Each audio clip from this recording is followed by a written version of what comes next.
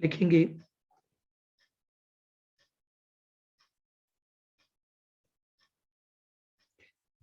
Cases where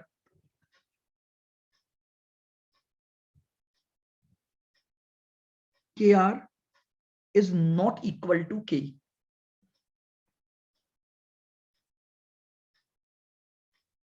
कल मैंने आपको ये बताया कि जो KR और KE हैं वो इक्वल होते हैं। क्यों?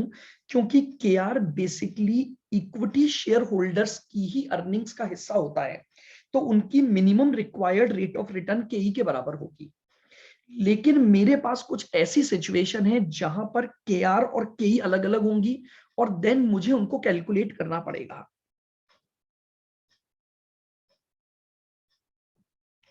केस ए, ध्यान से समझना। when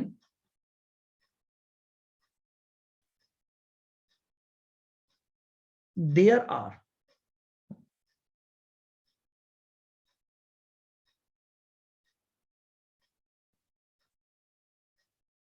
issue expenses, when there are issue expenses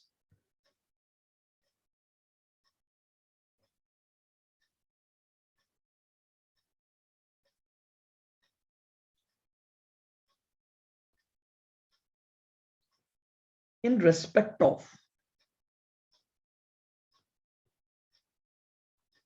equity shares, when there are issue expenses in respect of equity shares, underline कर लें।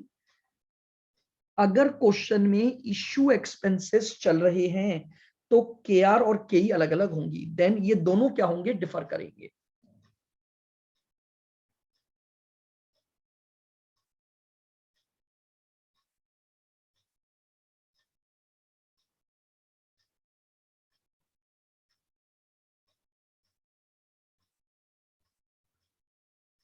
लिखें in this situation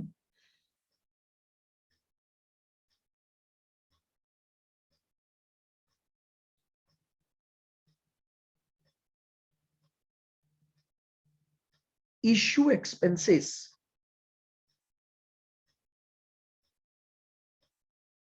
must be adjusted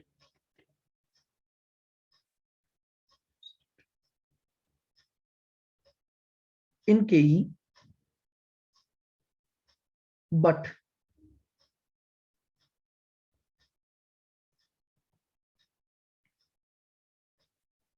not adjusted in KR। ठीक है, KE निकालते समय तो issue expenses adjust होंगे लेकिन KE में नहीं होंगे।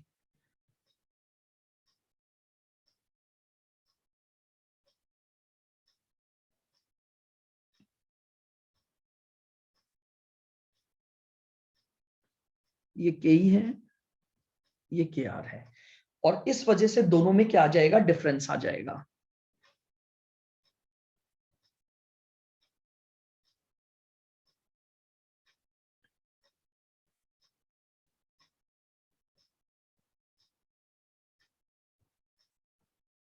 Dividend yield method,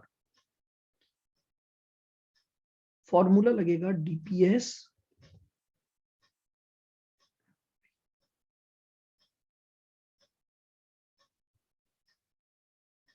issue expenses into 100।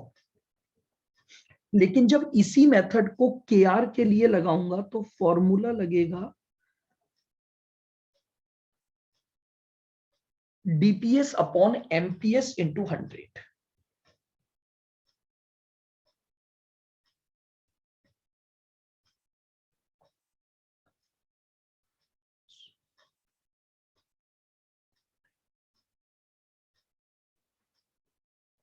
Earnings yield method, अगर हम अर्निंग्स यील्ड मेथड का यूज कर रहे हैं, EPS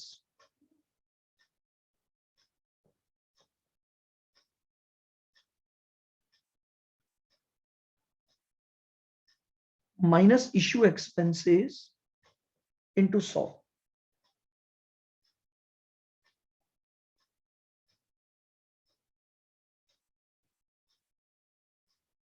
यहां रहेगा EPS upon MPS into 100।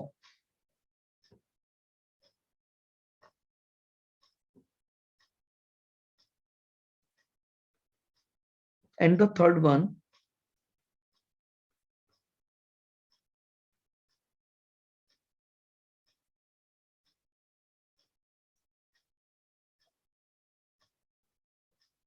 Dividend growth model. Dividend growth model को जब हम अप्लाई करेंगे,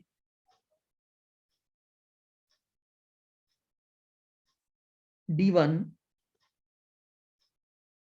एमपीएस माइनस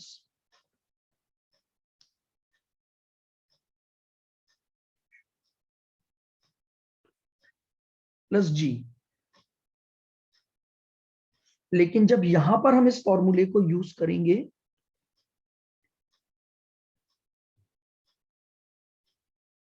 ये लीजिए, तो पहली सिचुएशन मेरे हिसाब से बिल्कुल आपको क्लियर होगी। K R is not equal to K E होगा। जो के आर है वो के ई के बराबर नहीं होगा। कब कब नहीं होगा, उसमें मैंने आपके साथ सिचुएशन नंबर 1 पर बात की कि जब आपके जो इशू के एक्सपेंसेस हैं वो अगर क्वेश्चन में दे रखे हैं, तो हमेशा ये ध्यान रखो कि के ई निकालते समय तो एमपीएस जो है वो इशू एक्सपेंसेस से एडजस्ट होगी, लेकिन केआर निकालते समय जो एमपीएस है वो एडजस्ट नहीं होगी। Case B,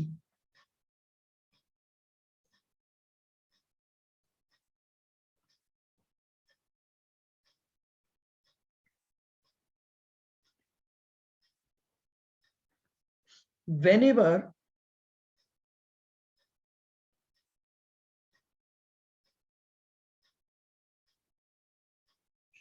in the question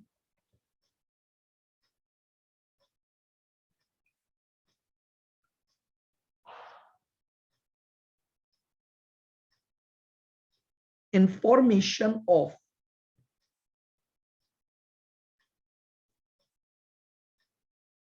personal tax rate,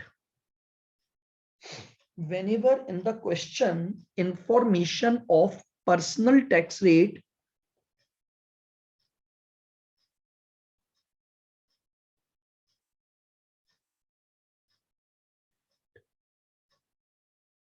and brokerage rate are given,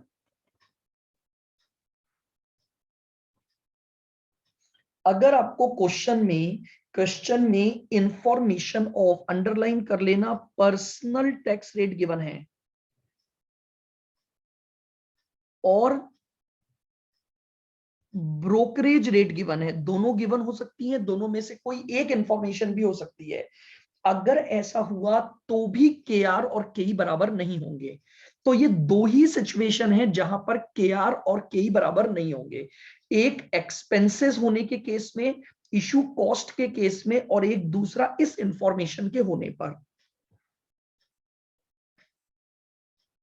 यहां पर K R is equal to होगा के ई 1 माइनस पर्सनल टैक्स रेट और माइनस ब्रोकरेज रेट। ये लीजिएगा, के आर का फॉर्मूला चेंज हो जाएगा, के आर का फॉर्मूला हो जाएगा के ई 1 माइनस पर्सनल टैक्स रेट, और देन जो रिमेनिंग बचेगा उसमें से मैं माइनस कर दूंगा ब्रोकरेज रेट। पीटी डिनोट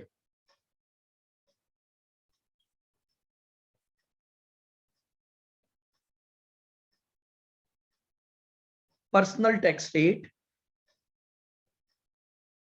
और बी आर डिनोट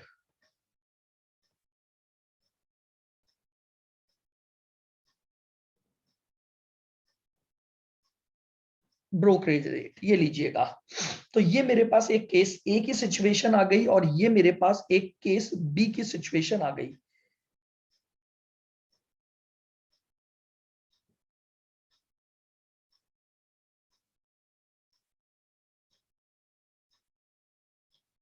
तो बताइए क्या मेरी बात समझ में आ गई? जब भी आपके पास क्वेश्चन में इंफॉर्मेशन है पर्सनल टैक्स रेट की और ब्रोकरेज रेट की, तो आप क्या करेंगे, केआर लगाने के लिए इस फॉर्मूले को यूज कर लेंगे। अब मैंने आपको पांचों कॉस्ट ऑफ कैपिटल निकालना सिखा दिया है, के डी निकालना, के पी निकालना, के टी, के ई और के आर। अब हम पहले इनके कुछ क्वेश्चन लेते हैं। हाँ, केडी में अभी एक दो बातें बाकी हैं जो मैंने कहा था, मैं लेटर ऑन आईआरआर मेथड को डिस्कस दोबारा से करूंगा आपके साथ। तो चलिए पहले अब हम इन पांचों मेथड के क्या कर लेते हैं, हमारे स्टडी मटेरियल के क्वेश्चंस हम कर लेंगे। तो आप सभी जन स्टडी मटेरियल निकालेंगे। इलस्ट्रेशन नंबर 1, आपका पेज नंबर है 370।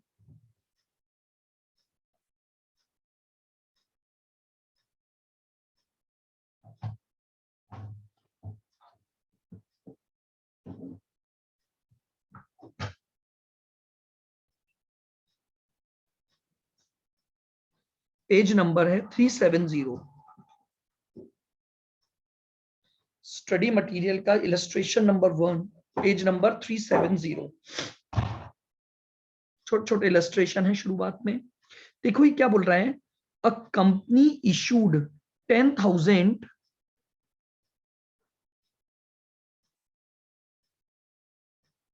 a company issued 10,000 10% debentures of 100 each at a premium of 10%। आपने डिवेंचर इशू किए हैं 10% प्रीमियम पर on 1 April 18 to be matured on 1 April 23। The debentures will be redeemed on maturity. Compute the cost of debenture assuming a 35% tax rate. तो data से मुझे यह पता लग गया कि ये रेडीमेबल डिवेंचर का क्वेश्चन है। तो सबसे पहले रेडीमेबल डिवेंचर का फॉर्मूला लिख लीजिए।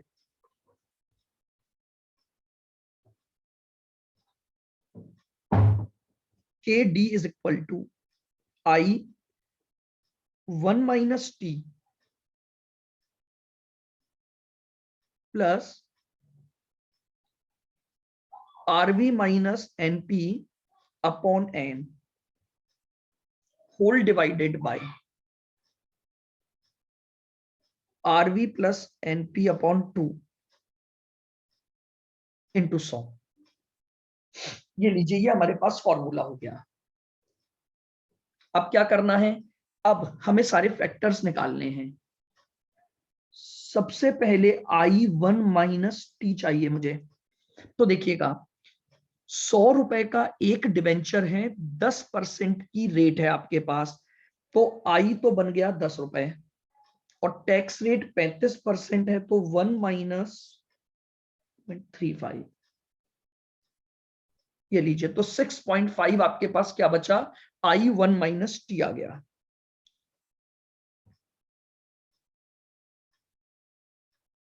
रिडम्पशन वैल्यू, इसने ये बोला है कि जो रिडम्पशन होगा उसके लिए कोई इंफॉर्मेशन नहीं है, तो इसका मतलब जो रिडम्पशन होगा वो एट पार होगा।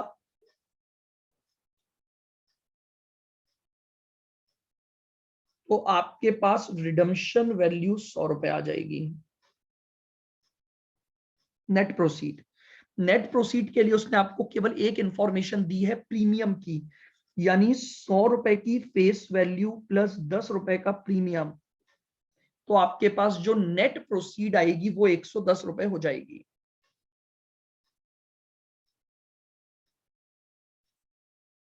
नंबर ऑफ ईयर्स, आपने 1 अप्रैल 18 को इशू किए, तो पहला ईयर हुआ 18-19, फिर 19-20, फिर 20-21, फिर 21-22 और 22-23, यानी 5 साल का आपका मैच्योरिटी पीरियड है। 5 ईयर्स,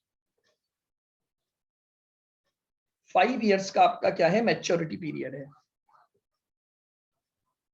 क्या आपके पास सारे फैक्टर आ गए फॉर्मूले के? जी सर आ गए। तो अब अपन क्या करेंगे सर, फॉर्मूले में रख देंगे। ये लीजिए, I1 minus T 6.50 plus RV 100 minus 110 divide by 5 whole divided by 100 plus 110 divide by 2 into 100। Solve कर दीजिए।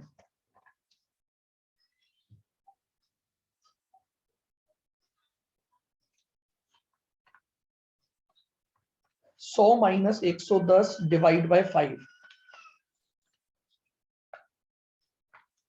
तो ये आ गया माइनस का 2, तो अपन प्लस की जगह यहां पर माइनस लगा देंगे जरा।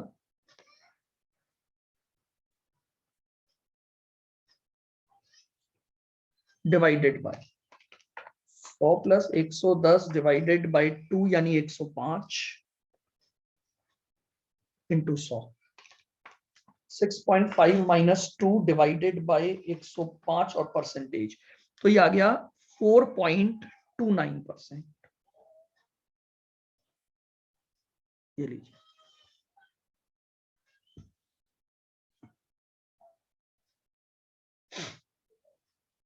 ये आपका आंसर आ गया 4.29। हो गया सभी का?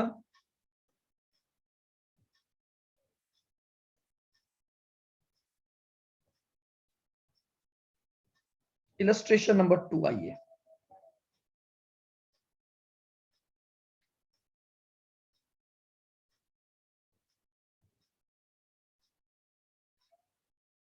Study material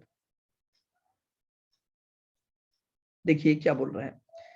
a company issued 10% debentures of ₹100 each on 1 April 18 to be matured on 1 April 23, यानी रिडीमेबल डिवेंचर्स हैं again. The company wants to know the current cost of its debt, market price of the debenture, market price मतलब issue price हो गई उसकी, 80 रुपए आपके पास current market price है, यानी अगर आज आप इन डिवेंचर्स को ट्रेड करने जाते हो तो आपको 80 रुपए मिलेंगे, तो that will equivalent to net proceed. assuming tax rate 35%, calculate the cost of existing debenture। पहले फॉर्मूला, क्योंकि हमें पता है रिडीमेबल का क्वेश्चन है, I1 minus T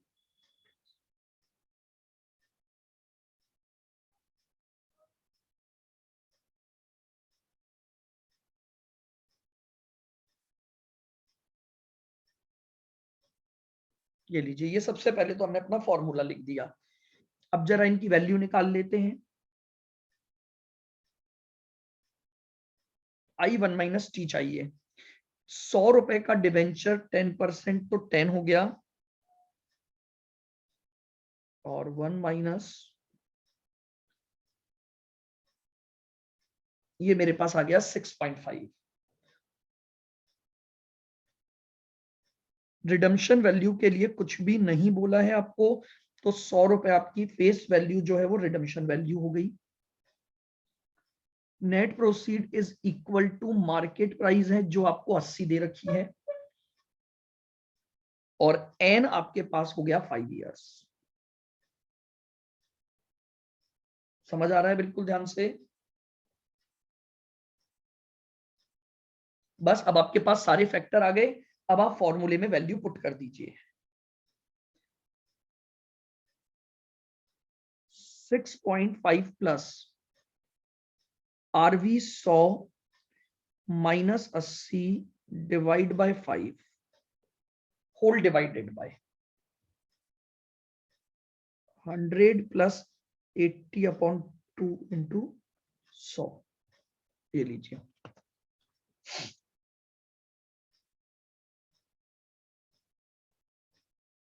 6.50 plus 100 minus 80 divided by 5, 4 divide by 90 into 100, तो ये हो गया आपके पास कॉस्ट ऑफ कैपिटल 11.67। ये लीजिए, ये हमारे पास आ गया 11.67%।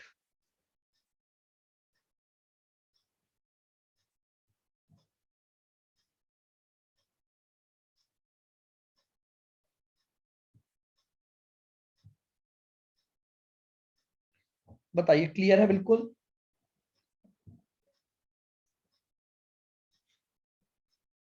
इलस्ट्रेशन नंबर 4 पे आ जाए।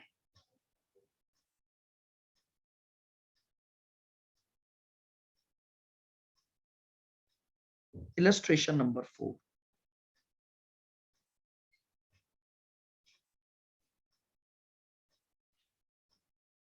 देखिए क्या बोल रहा है ये, ABC limited issues 2010% preference shares of 100 each eight 95 each. 100 रुपए का एक प्रेफरेंस शेयर है, लेकिन आपने उसे 95 पर इशू किया है, तो हमारे पास जो नेट प्रोसीड है वो कितनी हो गई, 95।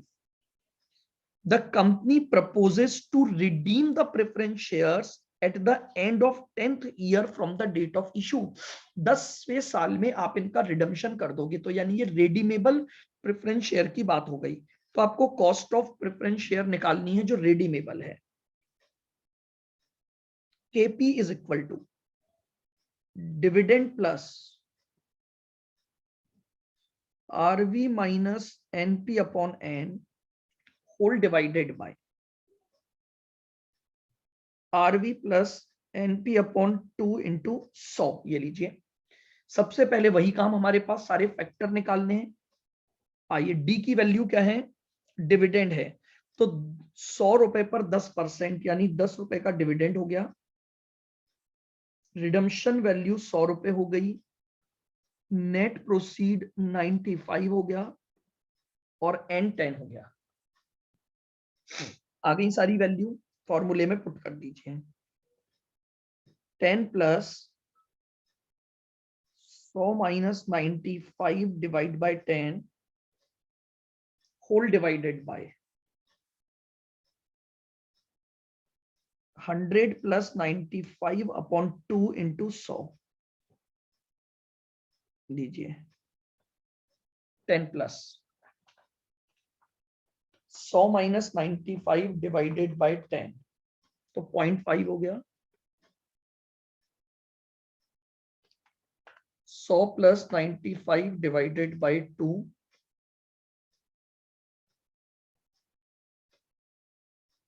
आंसर निकाल दीजिए। 10.5 डिवाइड बाय 97.5 इंटू 100, 10.77%। ये लीजिए, ये आपके पास कॉस्ट ऑफ प्रेफरेंस कैपिटल आ गई।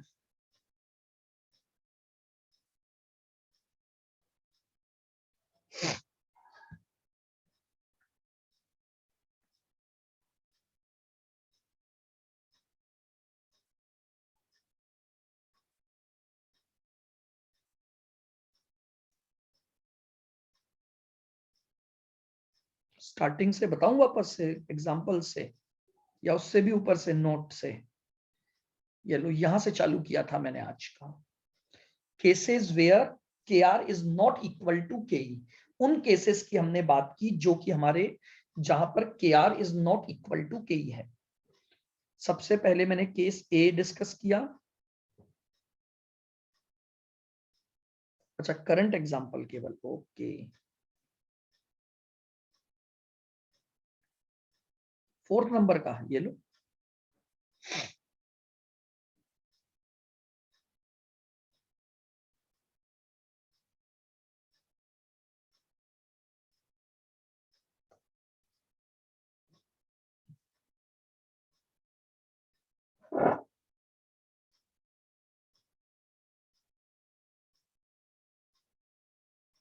चले।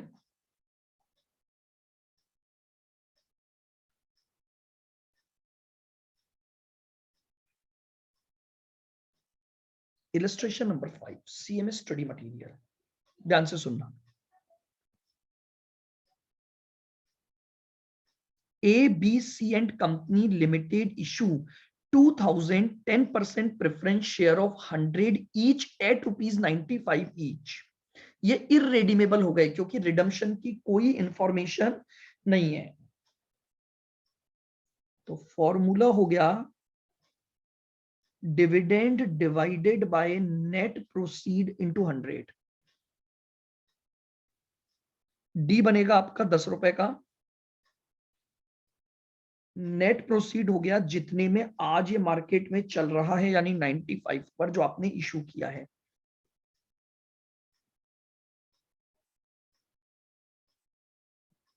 टेन डिवाइडेड बाय 95 इंटू 100, यानी 10.53%।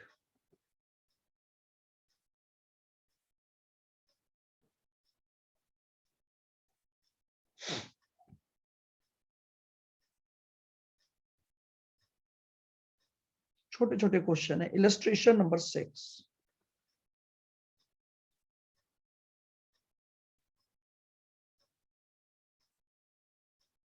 देखिए क्या बोल रहा है। If Reliance Energy Limited is issuing preference shares at rupees 100 per share with a stated dividend of rupees 12 and a flotation cost of 3%, then what is the cost of preference share?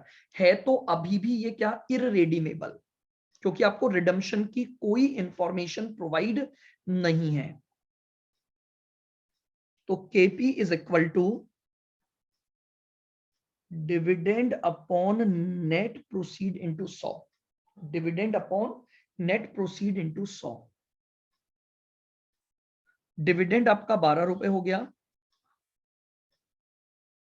Net proceed हो गया 100 minus 3, क्योंकि 3 रुपए के आपके खर्चे हो जाएंगे 100 रुपए के ऊपर, तो 97 आपके पास नेट प्रोसीड आ गया।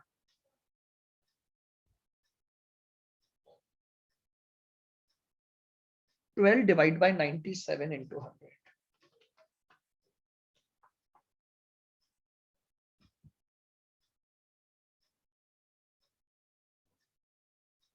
ये लीजिए 12.37%, ये आपके पास आंसर आ जाएगा। बताइए क्लियर है?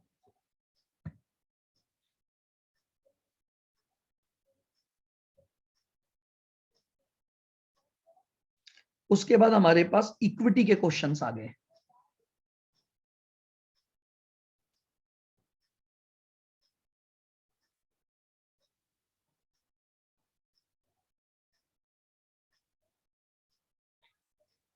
इक्विटी में अब आपको मेथड पहचानना होगा, किस तरह की इंफॉर्मेशन से आप कौन से मेथड को अप्लाई करेंगे। आइएगा ध्यान से सुन। A company has paid a dividend of ₹1। Company ने अभी जस्ट एक डिविडेंड पे किया है 1 रुपए का। तो मैंने आपको ये बोला था कि अगर डिविडेंड पेड दे रखा है तो वो D0 होता है, ठीक है। लास्ट ईयर उसने लिख भी दिया, and it is expected to grow at a 70% next year. तो यानी आपको ग्रोथ रेट की इंफॉर्मेशन दे दी, तो मुझे इमीडिएटली ये पता लग गया कि मेरा जो फॉर्मूला लगेगा वो डिविडेंड ग्रोथ मॉडल का लगेगा। Calculate the cost of equity if the market price is ₹55।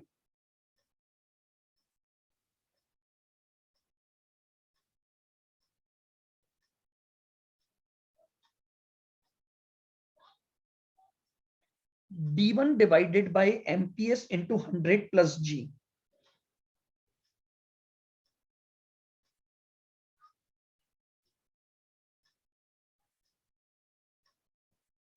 D1 निकालो। D0 1 plus G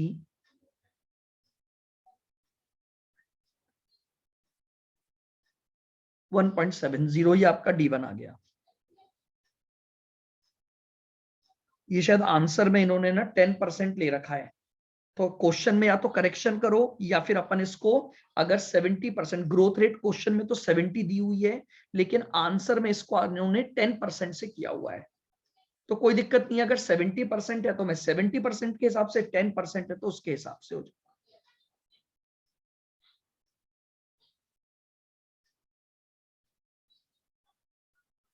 एमपीएस आपकी 55 है, लेकिन ग्रोथ रेट फिर 70 बहुत ज्यादा हो जाएगी, तो आप इसको 10 ही कर लो, नहीं तो ग्रोथ रेट फिर 70% बहुत ज्यादा हो जाएगी, तो जी हम 10 कर लेते हैं। आप करेक्शन कर लो,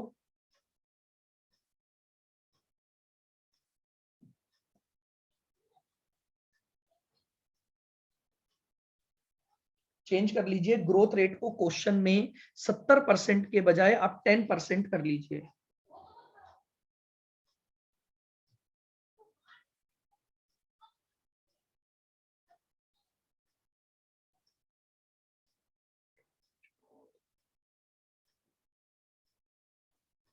one 1.1 divide by 55,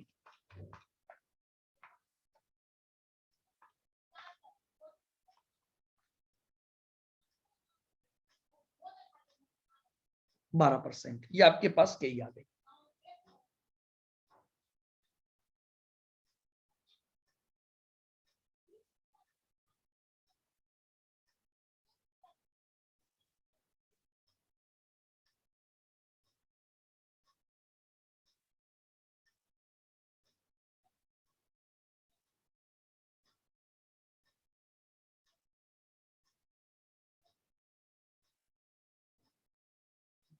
illustration number 9 पर आएंगे।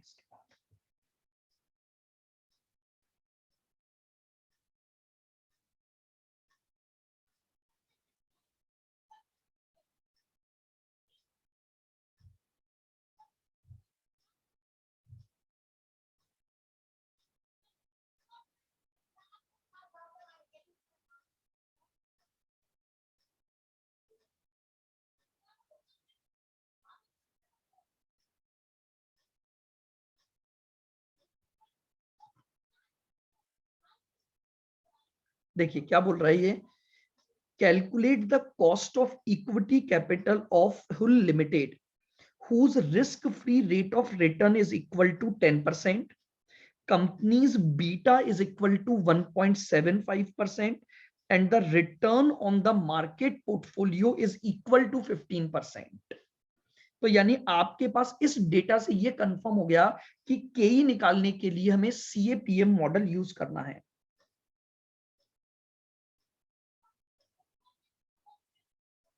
आरएफ प्लस बीटा,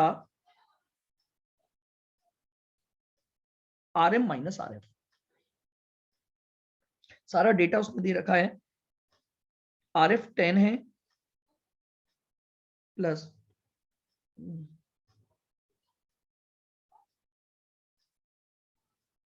बीटा है 1.75,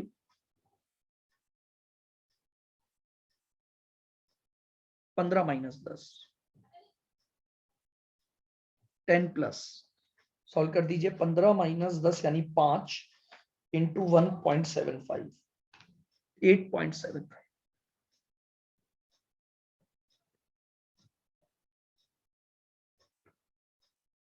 8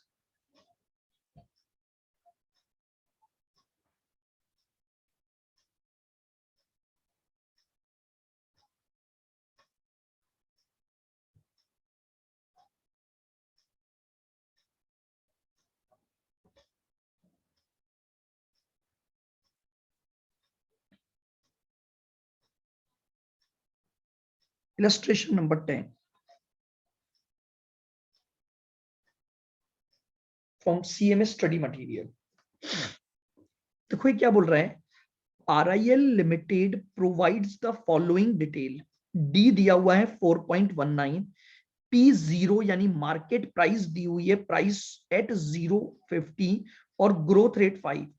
calculate the cost of retained earning. तो बात वही है, चाहे मैं के आर निकालना हो चाहे केई, कौन सा फॉर्मूला लगेगा, डिविडेंड ग्रोथ मॉडल। के आर निकाल दीजिए, D1 upon MPS into 100 plus G. Now आपको क्वेश्चन में D0 दिया हुआ है, तो D1 निकालने के लिए D0 4.19, 1 plus growth that is 1.05, 4.19 into 1.05, तो 4.40 आ गया ये।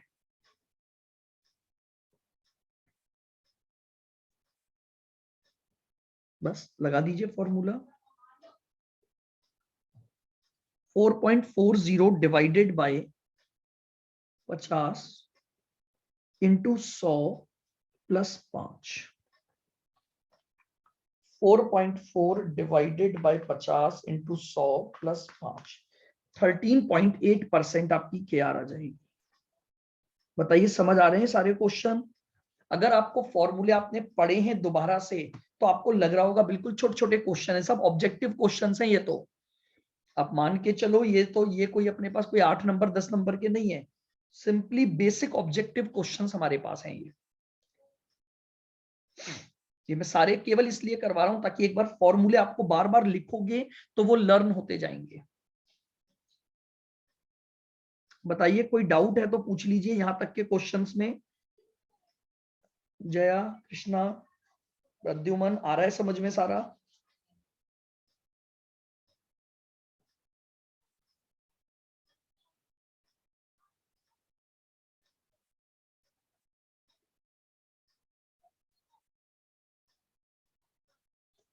आइए 11th पर आते हैं।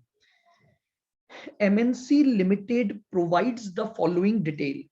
RF दी हुई है 7, बीटा दिया हुआ है 1.2 और RM माइनस RF निकाल कर दिया हुआ है 6। Compute the cost of retained earning based on the CAPM method. CAPM method पर बेस्ड आपको कॉस्ट ऑफ रिटेन्ड अर्निंग्स निकालनी है।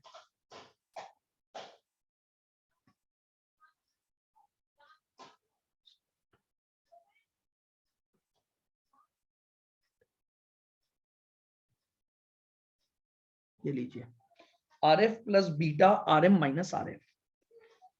RF कितनी दे दी? 7, बीटा 1.2 और RM RF का गैप आपको दे रखा है 6। सॉल्व कर दीजिए। 1.2 into 6 plus 7, that is 14.2%।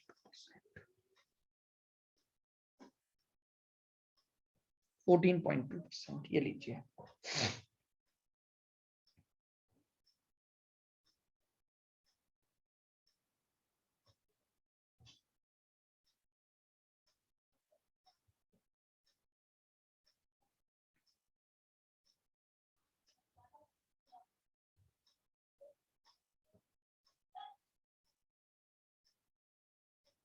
बताओ क्लियर हुआ यहां तक?